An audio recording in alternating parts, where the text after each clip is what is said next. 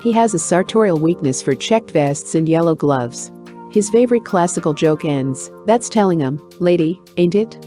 He has a black sheep uncle he'd rather not discuss. He has a passion for 6-day bicycle races, and every Christmas, regardless of how much money he has, he spends it all on his wife. His name is Joseph Josiah Cotten. He is scared to death of horses and admits that his knowledge of languages is limited to English and Southern accent. He hates anchovies and marinated herring. He gets extremely annoyed at personal questions in an interview and avers that golf is the dullest game in the world. He is crazy about Lynnhaven oysters from Chesapeake Bay. His attitude is completely realistic, and he most enjoys walking on 14th Street, New York, from 5th Avenue to the East River. He hates cats. He is inordinately proud of his ability to make chocolate fudge. He is always punctual, and for 10 years has followed the adventures of Terry and the pirates. He was born in Petersburg, Virginia, and dislikes hunting because he cannot abide shooting animals. He believes that the chief characteristic which has made the Americans such a successful soldier in such a short time is that he has to win every game, and he never admits when he's licked. Joe has more superstitions than a dog has fleas, but he doesn't mind walking under ladders. He loathes wearing new shoes. He is 6 feet 2 inches tall and prefers listening to experts on the subject rather than entering into political or social discussions. His parents call him Joe Jr., and he has been in the Metropolitan Museum well over 100 times. He has a horrible memory for names and faces and invariably calls people by wrong names. He is very fond of loud neckties and has attended symphonic concerts in nearly every hale in the country. His wife Lenore was at one time an associate editor of Harper's Bazaar. His eyes are green. He never sings in the bathroom, never aspires to climb a mountain, and gets terribly conscience-stricken when he doesn't answer letters promptly. He wears a pocket watch and has never worn a derby. He chews gum with a vengeance to keep from getting nervous. He is very fond of what he calls rat cheese, enjoys swimming exhibitions, and confesses to being an easy touch. He can't stand Hawaiian music. He prefers urban to suburban life, and at the age of 19 he failed in his attempt to become the potato salad king of Florida. He claims the big monopolies ruined him. He gets very self-conscious after eating garlic, which he loves, and if he ever failed as an actor he would like to become a producer. His wife Lenore, an accomplished pianist, plays the grand piano, which is the only musical instrument in the Cotten Mason. He can never remember the license number of his car. His favorite way of loafing is to play 3 sets of tennis and then lie in the sun. He likes sardines, cannot read music, and is meticulous with his personal belongings. He can't stand Irish tenors. He is allergic to conversation before breakfast. Joseph Cotten's hair is so dry and kinky that he has to use an oil to comb it. He prefers gin to vodka, dislikes hillbilly music, and thinks sincerity an uncommon virtue. He first fell in love, and the only time, when he met his wife in Florida in 1929. He is right-handed. He misses vaudeville, is currently reading a modernized version of the Bible, and gets fidgety at long telephone conversations. He always played cowboys and Indians as a little boy, but because he always played with bigger boys, he could never become leader. He has an aversion to birds in cages. He has never had a lighter that worked, has great difficulty spelling words with double consonants, and believes he can wear an opera hat with the proper dash. He likes watching polo games. He favors cashmere fabrics and laughs heartily, loud and long. He weighs 185 pounds. He hates reading in bed. He has never worn a mohair suit, considers himself a fatalist, and is capable of fixing any minor trouble in his car. He never takes aspirin. He played the bones expertly when he was a kid, and had he lived 300 years ago he would have been a country squire. He is inordinately fond of candy. He likes his dry Martinez very dry. He never rides a hunch, deliberates all problems carefully, and recently signed a long-term contract with David O. Selznick of Gone with the Wind fame. He once attended a dramatic academy at Washington, D.C., where he managed his tuition by playing professional football. He likes avocados, and his father is superintendent of mails of Petersburg, Virginia. He plans to visit China when the war ends. He disclaims any ability to cook, never forgets articles, and wishes there were more public restrooms and public telephones in our cities. He likes all kinds of dogs. He does not believe in astrology or fortune telling. He likes the pungent odors of a delicatessen, and the only traffic ticket he ever got was for speeding, a charge he violently claims was framed. He does not take advice easily. He likes his showers very hot, then suddenly cold. His only taste in jewelry is in cufflinks, of which he has a huge and curious collection. He loves champagne and full-bodied red wines, is entirely free of moods, and entertains a secret desire to be a tap dancer. He sang in a choir until he was 12, when his voice changed.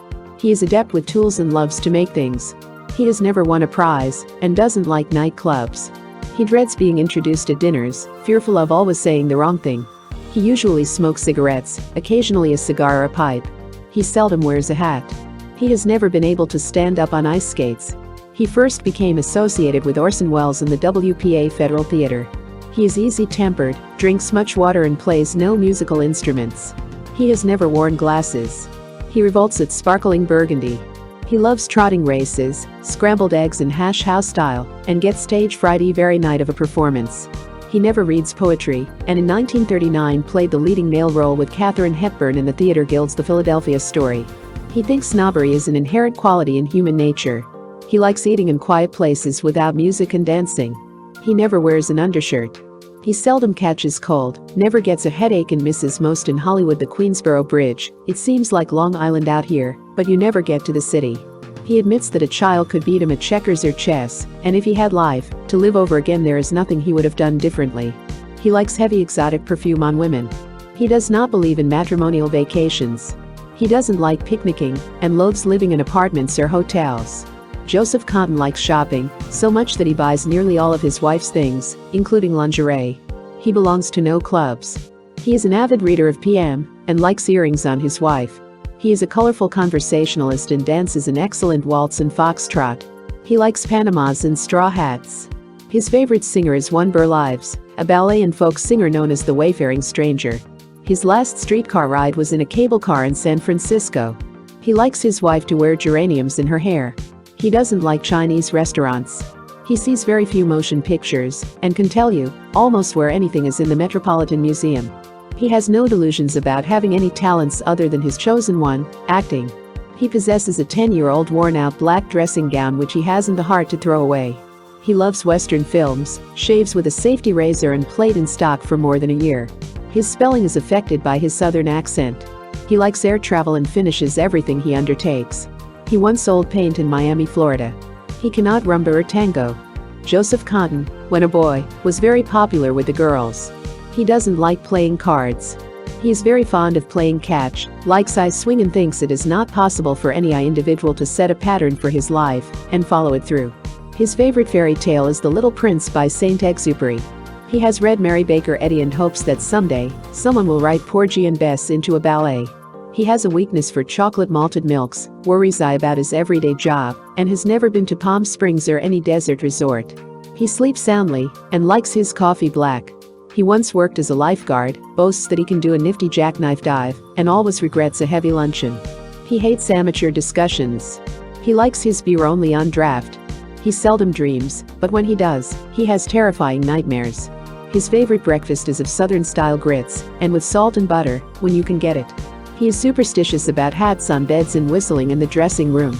He and director Alfred Hitchcock call each other every Sunday to discuss the adventures of Smokey Stover, the comic cartoon hero. He likes caviar. He likes wearing sandals. His father, brother and himself all have permanent football injuries. His favorite modern painter is Renoir. He likes old houses in the South, Gothic churches, club sandwiches and has no plans for the future, living from day to day. He likes reading essays and dislikes personal appearances. He is so farsighted that, when he is on the air he places his script on a music stand and stands 5 or 6 feet from it. He and his wife frequently ride bicycles to shop in Westwood, a 10-mile round trip. He never gets seasick, likes blues and grays and shirts, and thinks money extremely important to happiness. He cannot carry a tune or read a score, but he can tell immediately when a conductor makes a mistake. He doesn't go in for gambling much, but when he does, he's never lucky. He hasn't had a manicure since 1927 because he's constantly biting his nails down. He always wears gloves during rehearsals to keep from biting his nails. He plays an excellent game of badminton and tennis.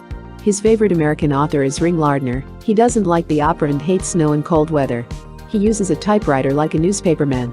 He hated the subjects of languages at school because his southern accent always got in the way.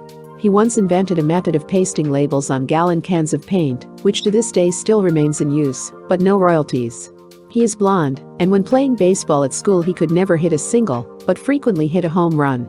Joe likes the memory of drinking beer at a place in Milwaukee that looks like a set for The Student Prince. He never has a political argument with his wife, and every Christmas Eve the sheer excitement of the occasion makes him so ill that he invariably leaves his guests and goes to bed. Photoplay magazine, February 1945.